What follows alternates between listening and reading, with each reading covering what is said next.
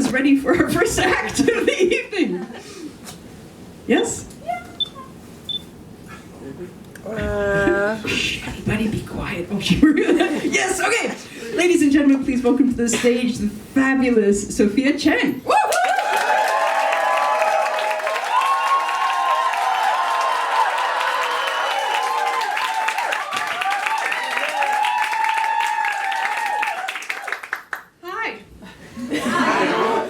I'm Sophia, 32, work behind a laptop doing digital communications, and I'm a newbie activist.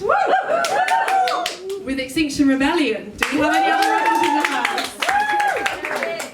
Hey, hello rebels.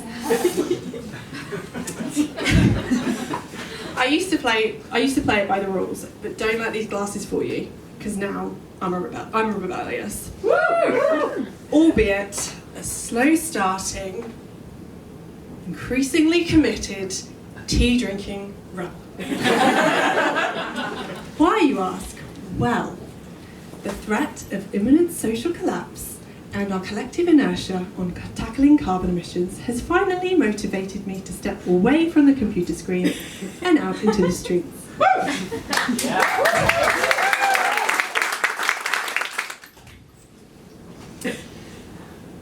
I'm preparing to block some roads, sing some songs, and possibly get arrested. My singing is truly criminal. It all started last year when I did something very un-British. I let myself feel. I allowed myself to feel the weight of the social, climate, and ecological crisis. I didn't do the more traditional British reaction. I didn't drink it off, binge watch Stranger Things, or trawl through my ex-boyfriend's wedding photos. Okay, I've done all of those things. But that particular night, I finally let myself feel the despair. Cue full-on existential crisis! Which, I'd like to add, is so on trend right now. Along with my newfound appreciation of solid shampoo, smoothie bowls, and upcycled yoga mats, which is as disgusting as that sounds.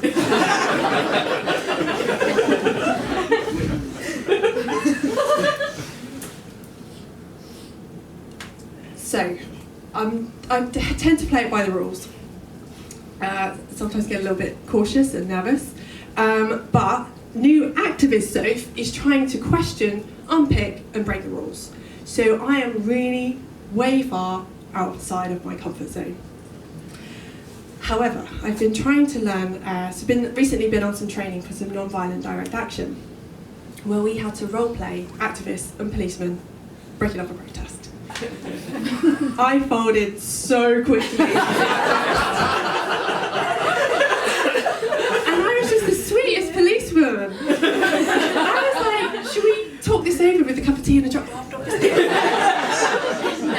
We also had to practice passive resistance as the activists, not the police. Although passive resistant police would be kind of awesome. We'd overturn these power structures lickety-split. No, passive resistance is where you have to relax and kind of go all floppy. So when you're on the road, it takes more police to lift you and move you off the road, and therefore use up more police resource. So when it was my turn, the group shouted, "Relax!" And I was like, I am relaxed! This is my Shavasana pose!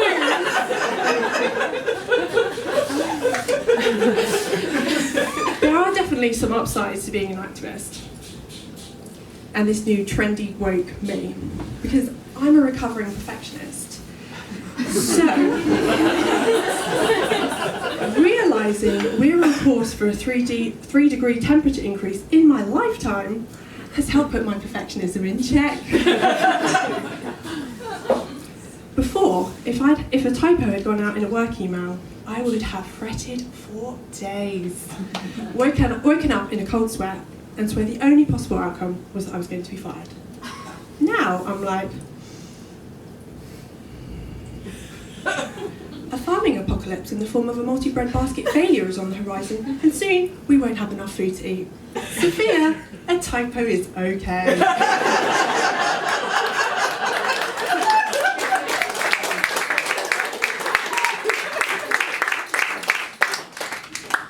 And if I missed my social media targets, I would have panicked. Now I think about how all 195 nations are about to miss their climate targets, and oddly, it cheers me up. I'm telling you, there's nothing like the threat of our own extinction to help put things in perspective.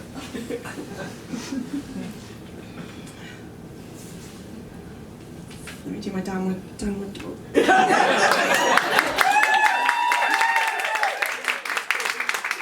I don't know if you can tell, but I'm historically an A-grade student.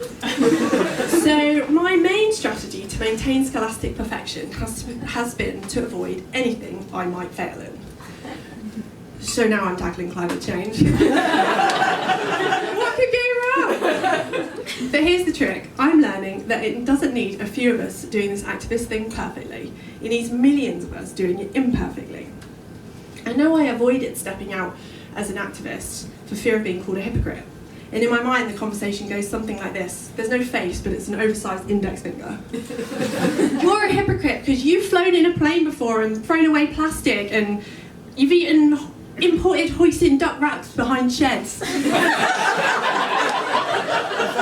the shed, that's where I do all my high pollution activity.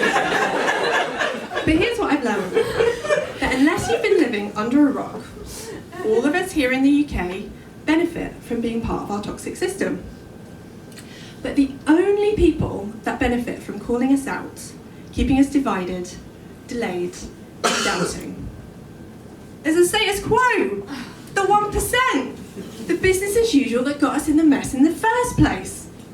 So, Mr. Index Finger, yes, I am a hypocrite. I have benefited from the systemic oppression of globalisation, and I'm a good activist.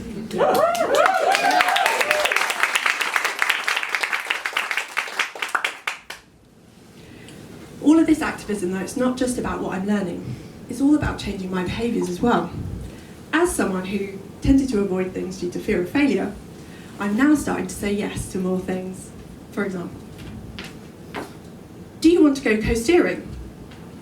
Do you mean would I like to see some of the Welsh coastline before it disappears? Yes! Do you want to go hiking in the Highlands of Scotland? Do you mean would I like to scout out where it might be livable before we hit runaway climate change? Yes! Do you want to go on a yoga retreat? Do you mean do I want a temporary escape from the overwhelming headlines and the mainstream apathy on the greatest issue our species has ever faced that makes me feel so incredibly sad? Yes! Namaste.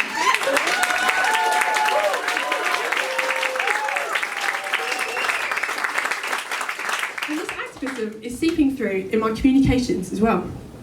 Some people want to talk to me more. I've recently been interviewed on BBC Radio Essex.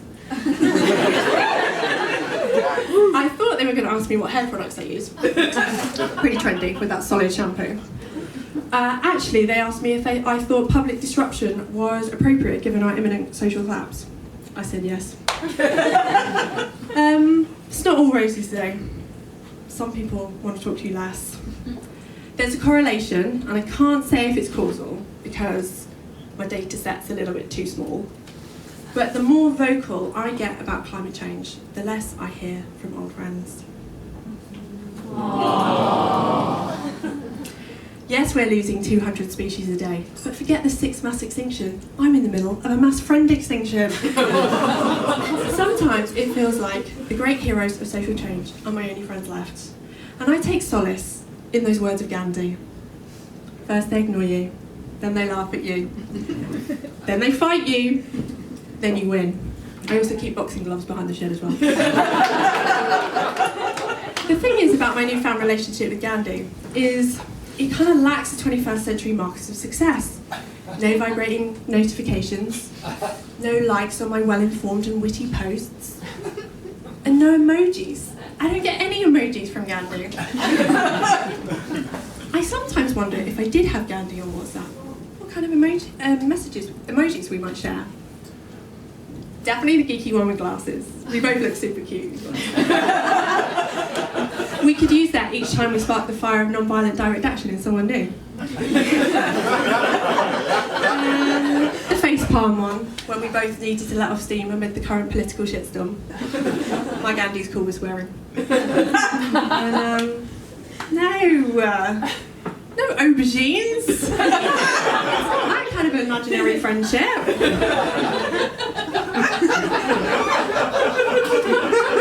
On balance though, being an activist is pretty tough. The thing that keeps me going is that I finally found a sense of purpose. I remember being on the school bus home, hugging my A-star homework, crying because I didn't have a sense of purpose. I yo-yoed, it's true. I yo-yoed through my 20s from hashtag yellow to literally, is this it? Because if I'm so successful, why do I have this hollow feeling in my chest? Yes, that's right, folks. It's taken me the realisation that our civilization, as we know it, must come to an end. But I now know who I am and what I stand